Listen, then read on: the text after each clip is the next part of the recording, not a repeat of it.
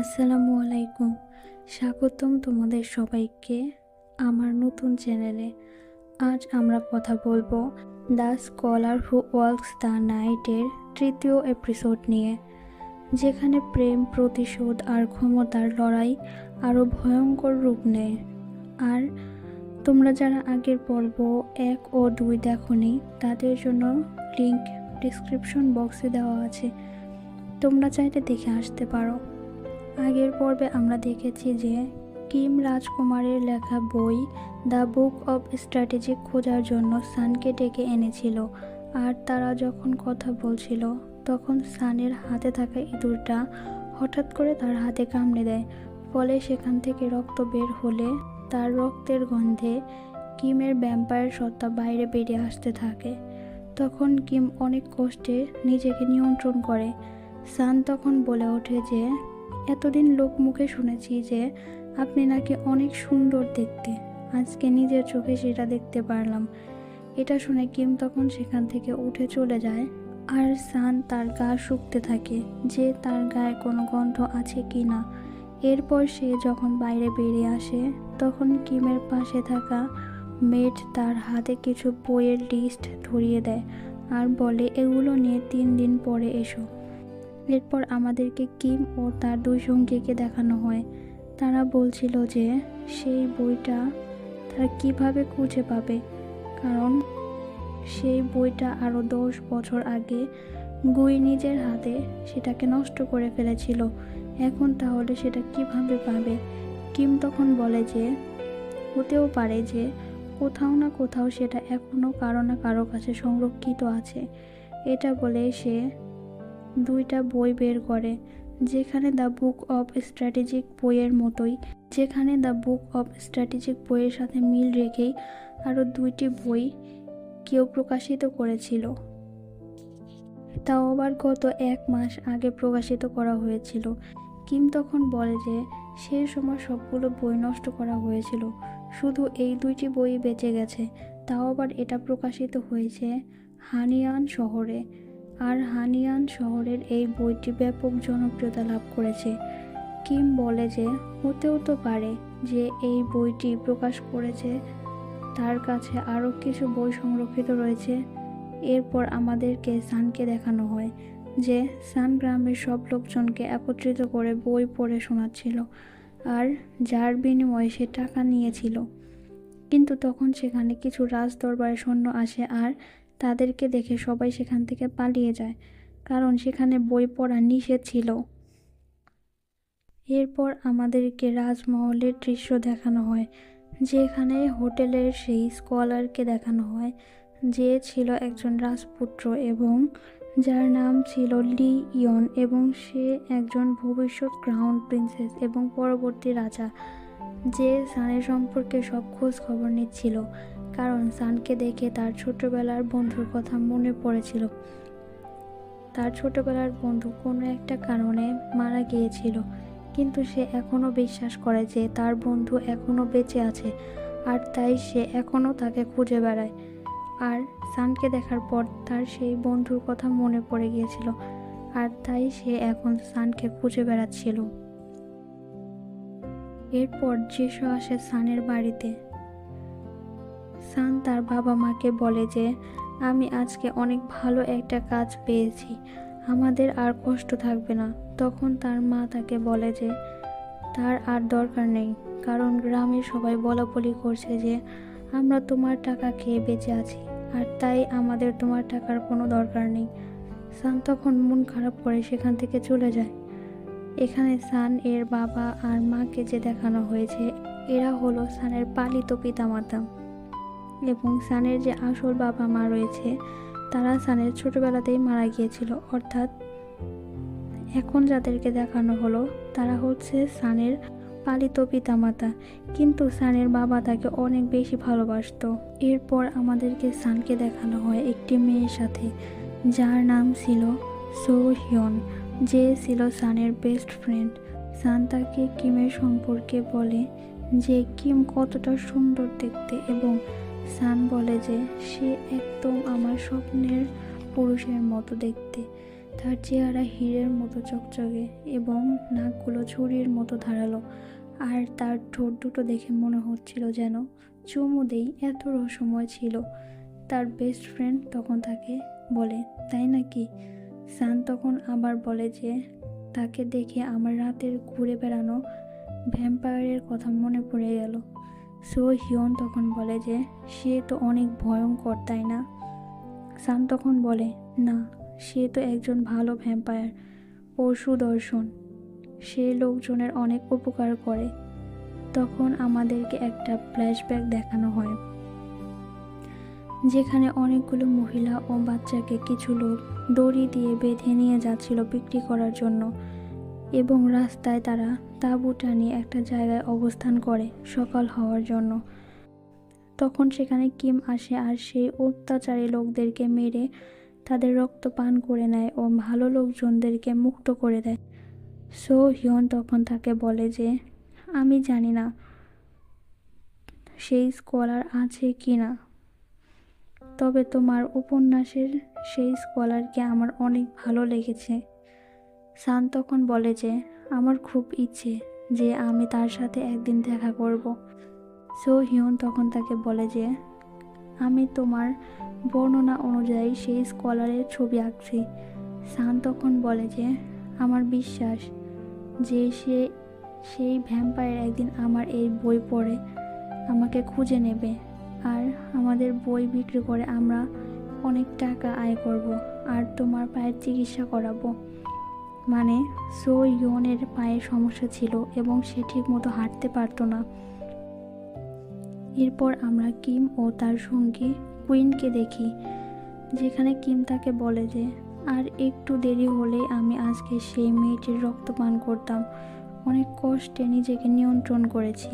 Queen তখন তাকে বলে যে আমি আমার সারা জীবনেও আপনার মতো কাউকে পাইনি, আপনি যদি অনুমতি দেন তাহলে আমি আমার সারা জীবন আপনার জন্য ব্যয় করে দেব।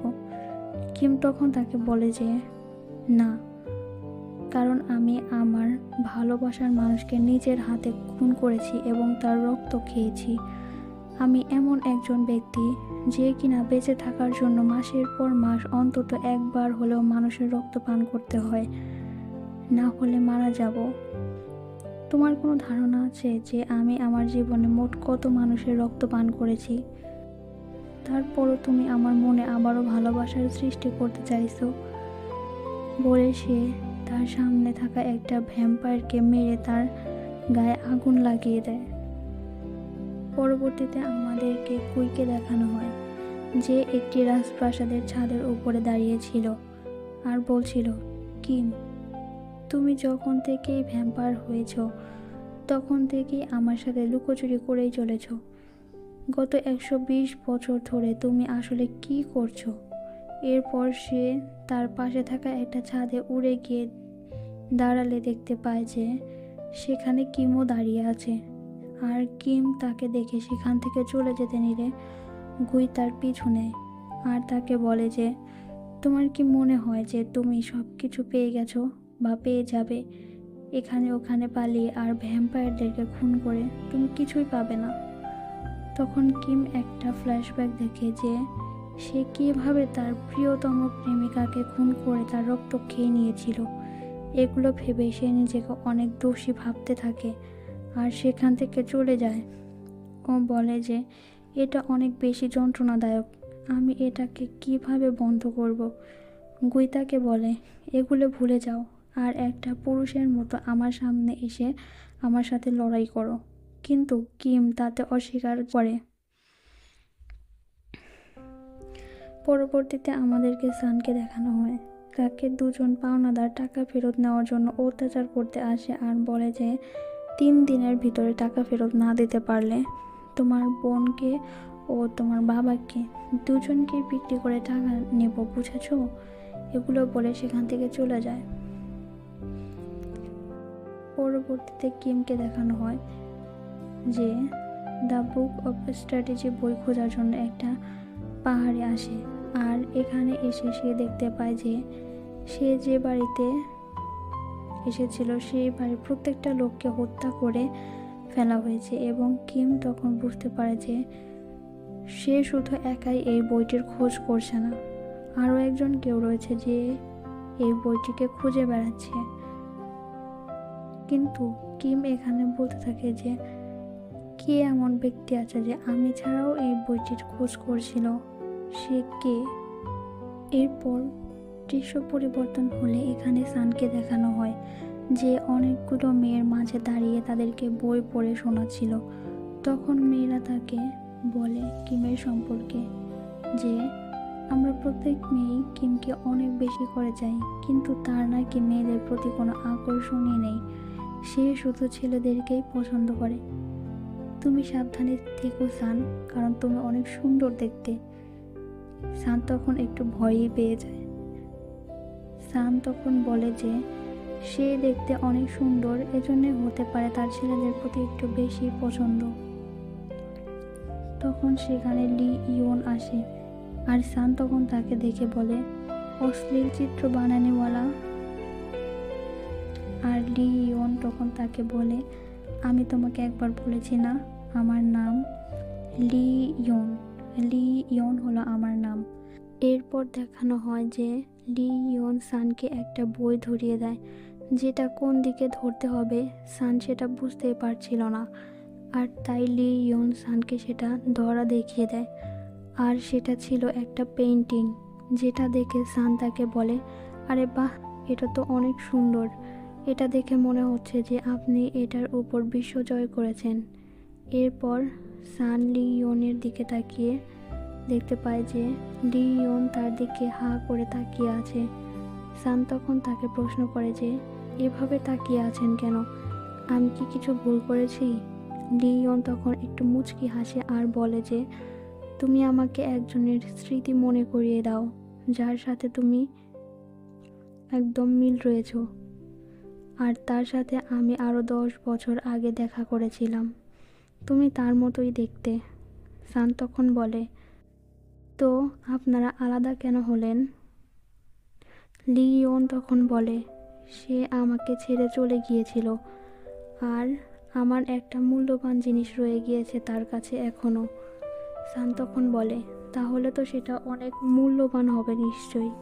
লিওন তখন তার কাছে থাকা একটা বাক্স বের করে সানকে বলে যে পুরো দুনিয়ার মধ্যে মাত্র 2টি রয়েছে এগুলো, যার একটা এখনো আমার কাছে আর একটা এখনো তার কাছে রয়েছে।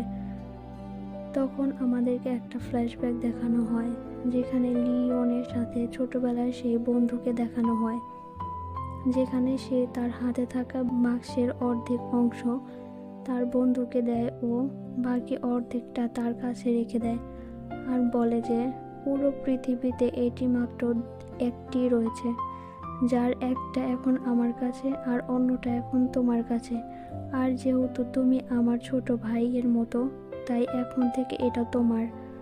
সান বলে তাহলে এটা আপনার কাছে অনেক মূল্যবান তাই না? আর আমি প্রার্থনা করব যে আপনার সেই বন্ধুকে আপনি খুব দ্রুতই খুঁজে পান। এরপর কিম সানকে ডেকে পাঠালে সান লিওনকে বলে পরে দেখা হবে, এটা বলে চলে যায়। এরপর দেখানো হয় তারা যে হোটেলে ছিল সেই হোটেলে কিছু সৈন্য আক্রমণ করে, যারা শুধু মেয়েদেরকে রেখে সকল পুরুষদেরকে তুলে নিয়ে যাচ্ছিল। আর স্বাভাবিকভাবেই সান তখন পুরুষ সেজেই ছিল, আর তাই সে ওখান থেকে পালিয়ে যায় কিমের রুমে।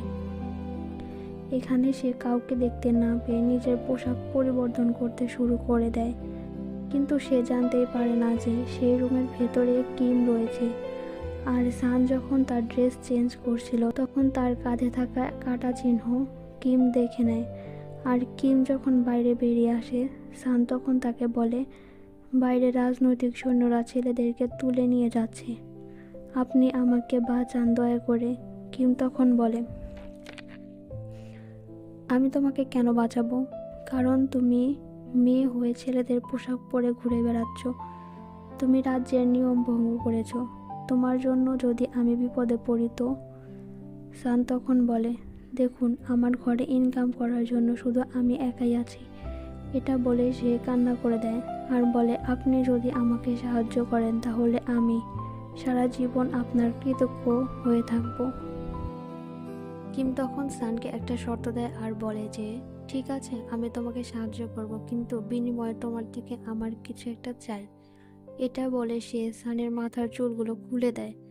কিন্তু কিম এখানে কি শর্ত দেয় সেটা আমাদেরকে দেখানো হয় না। আর এই পর্বটা এখানেই শেষ হয়ে যায়।